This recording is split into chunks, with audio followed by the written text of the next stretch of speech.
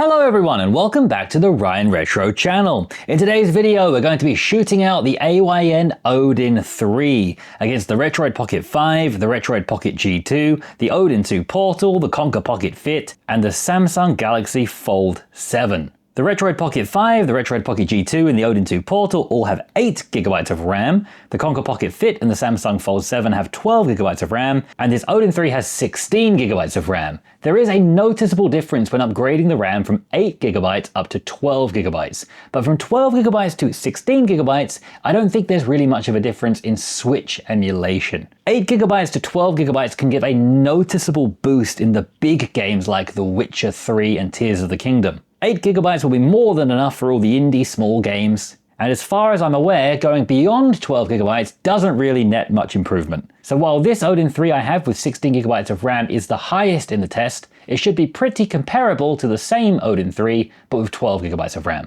The previous video I made shooting out all of these devices was using Eden 0.0.3, and I attempted to use the same one on this Odin 3 today, but it was just crashing almost every game. I'll give you one example. Tennis in the Face should be the easiest game in this whole test. It's like a 40 megabyte game. I used to play it on Windows Phone back in the day, and it should look like this, but if you keep an eye on the background and just the general way it looks, this is what it looks like in Eden.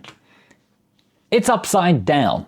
I've never seen such a weird bug like this. Everything is just completely upside down. It's a mess. This version of Eden does not work well on the Odin 3. So instead we're going to use the latest version of Eden Nightly, so we can at least get most of the games running. And as you can see here, Tennis in the Face is working properly. I'm going to set the performance mode to high performance, which will turn the fan onto sport mode and be really loud. I've unlocked the speed limit for this video so we can push beyond 30 or 60 frames per second that the games are locked to on Switch. And I've also enabled docked mode, which means we are playing at 1080p. Tennis in the Face here easily gets 125 frames per second, just like it did with pretty much everything else in the previous test, except for the Retroid Pocket G2, which for some reason just didn't work properly. So yeah, that's not going to surprise anybody. The powerful Odin 3 is easily going to get 125 frames per second here with full touchscreen support and everything else working great in Tennis in the Face. A lovely game that looks beautiful, has a great soundtrack, and it's just fun to play. So with that example out of the way showing why I'm using the nightly version and not the regular version, as this video would just be a massive mess, let's now go back to the beginning of the list and move alphabetically through our list on the ryanretro.com/benchmarks page, and we'll see how the Odin 3 compares to the other devices. Let's begin at the top of the list with Captain Toad Treasure Tracker. So here we go with the first game in the list. We have Captain Toad Treasure Tracker, and the frames per second seem to be around 150. When not much is happening on the screen, it goes up to around 180, but overall I'd say it's around about 160. Our next game is Donut County, another one that looks really fun and is very fun to play on these devices. It looks great on the screen here. It's one that will also look just as good on an LCD screen as well, because it doesn't really have any black on the screen. Everything's super colorful. Let's just hoover up this guy. Frames per second there were around about 85 to my eye. Better than most of the other devices in the list, but a lot less than the Konkr Pocket Fit. Next up we have FIFA 18, the game that I play the most on these devices, but one that doesn't really work perfectly on any of them. It always has missing textures, things glitching on and off the screen. The mini-map radar at the bottom of the screen is always disappearing and then showing up but not quite properly. The FPS seems to be about 100. Sometimes getting up to around 120, sometimes dropping to around 90. Overall, it's about 100 FPS. This is one game where I've noticed we can get better results in Kenji and X. Kenji and X and another version of it called Benji SC are based on Ryujinx, as opposed to things like Eden and Citrin, which are based on Yuzu. Because of that, you can get around some of these graphical issues that are present in all of the apps that derived from Yuzu. So if we jump into FIFA 18 here on Kenji and X, it doesn't have those graphical issues. It actually renders everything properly, which is really nice to see. We have about the same frames per second again, around 100, and with everything loading in clearly. So this is one situation where I'd actually prefer using Kenji and X. But in any case, the frame rate is the same, around 100. Still clearly quite a lot less than the Konkr Pocket Fit. But in general, I wouldn't recommend Kenji and X over Eden. Kenji and X, I think to call it beta software would be very generous. Some games just don't show up whatsoever. Most games crash pretty frequently. It actually took me 3 times to launch into that FIFA game to show you just now. It will lose all of your games completely all the time. It's just really alpha software for tinkerers, and I would not recommend actually using this to play your games on, but it does show a potential future of working Switch games on the Elite chip. Next up we have Golf Story, a really cute game with a lovely art style. This one should be able to get pretty high frames per second because we can even play this on the Retroid Pocket Classic. The other handhelds in the shootout had between 120 and 185 frames per second.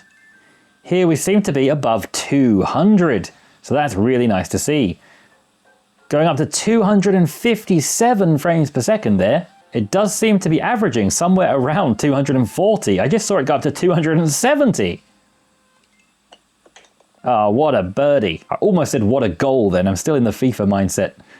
700 frames per second. The frame per second is fluctuating a lot, but I think the overall average I've seen the most has been 240 frames per second, which puts it well above everything else in the shootout. A great result here for the Odin 3. Next up we have Gris, a game that's almost more a beautiful work of art than it is a game. And this one gave wildly different results in our previous shootout, from 60 frames per second on the Retroid Pocket 5 to 260 frames per second on the Konkr Pocket Fit. This clearly has a huge range we can hit in terms of frames per second. Here, interestingly, we only seem to be getting around 80 frames per second, although it is constantly rising every few seconds. So let's wait till it builds some more shaders in and see how high it can get. It seems to have settled into around 130 after building shaders. So I'm going to say for this game, we're getting 130 frames per second. Yet again, a super beautiful looking game I highly recommend trying. It's not really the gameplay that draws you into this one, but it's the immersive graphics and sound effects. Next up we have Pokemon Sword.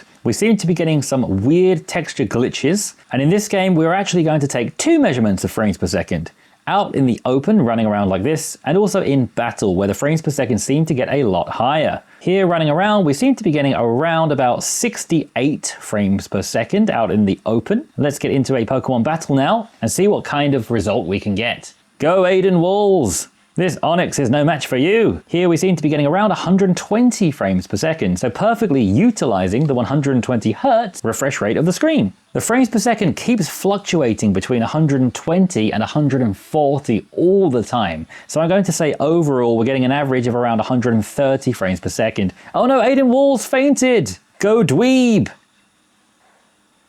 Oh, what a shame for retro handheld YouTube. Next up we have Slay the Spire, my favorite Steam Deck game of the past few years. Here again the frame rate is fluctuating all over the place between about 230 and 330 frames per second. The number I've seen the most often has been around 240. So we're going to say here 240 frames per second. That is huge and far higher than everything else we tested before.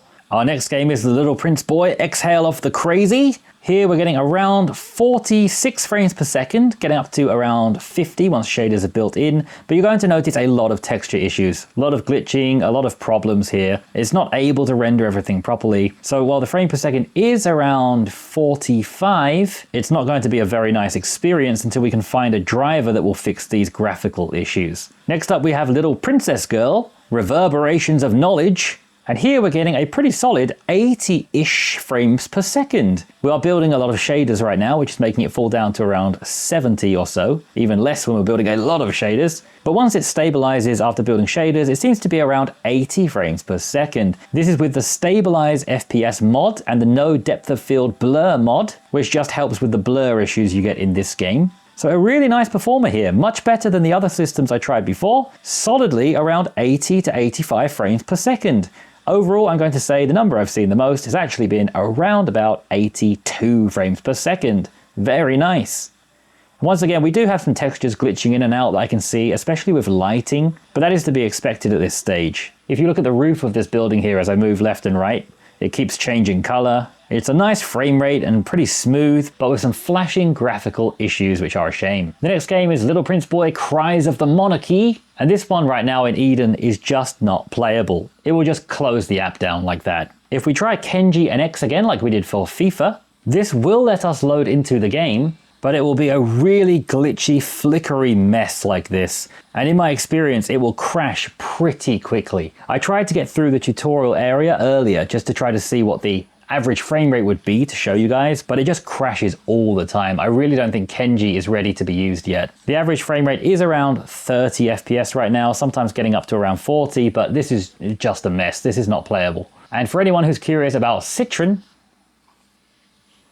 it also just crashes out on Citron as well. It's not working on anything right now. Let's now jump into the Witcher 3 Wild Hunt. Just like on my Snapdragon 8 Elite phone in the previous test, it is a complete mess once again. The textures are just not working. My body is invisible. I'm a floating head on a horse. The frame rate is really good. It's about 87 frames per second, but this is just not playable in such a messy state like this. This is why I really hope we get turnip drivers soon, or at least some kind of driver that will help us out. Whether it's turnip drivers, whether it's further support from the Eden team, or anything else. I just hope we get something that will fix these textures, because the performance is clearly there. It's got great performance, great frame rates, but I don't want to play something like this. I would rather play at a much lower frame rate and actually be able to see everything. So while unfortunately the frame rate here is like double everything else, you just can't see anything. Here we are in Citron, and you can see we also once again have those horrible texture issues, but with a lower frame rate, going down from 80 to around 47. And once again, just unplayable with these horrible textures. Here in Kenji and X, again, it may be able to save us, just like in FIFA 18. We're in a different part of the game here. I've had to start a new game. For some reason or other, Kenji and X would not recognize my save game files, so we're back at the beginning. But there do seem to be less texture glitches. Now, I am still noticing some. Definitely there are light problems as we've become used to with the Elite chip.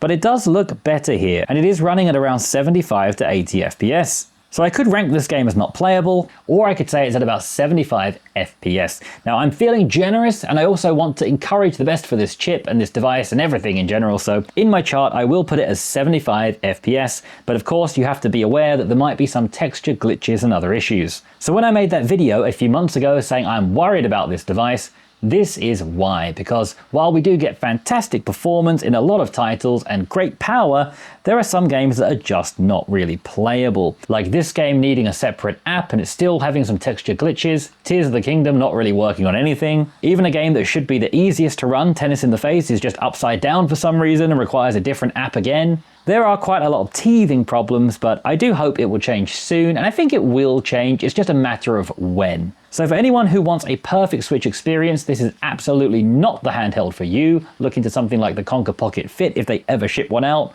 or just go with one of the tried and tested 8 Gen 2 devices like the Odin 2 Portal, the upcoming Retroid Pocket 6, or any other Odin 2 variant. They should be good for you. And of course the AYN Thor, which is probably the smash hit handheld of the year. If I were to make a list of handhelds I recommend for Switch gaming, this would be nowhere near the top of the list. But hopefully with upcoming driver changes in the future, this could be one of the best Switch handhelds of 2026. Let's hope. And if you would like to buy one of these for yourself, please check out my affiliate link in the description, but just be aware it is not very good right now for Switch gaming, but it's really good for many other things like PC gaming and retro gaming of course as well. I will be putting together soon a full review of this handheld as well as a comparison between this and the Konkr Pocket Fit, so watch out for those as well. Please like and subscribe if you haven't already. I hope you enjoyed this video, I hope you have a lovely day, and I'll see you again in the next video.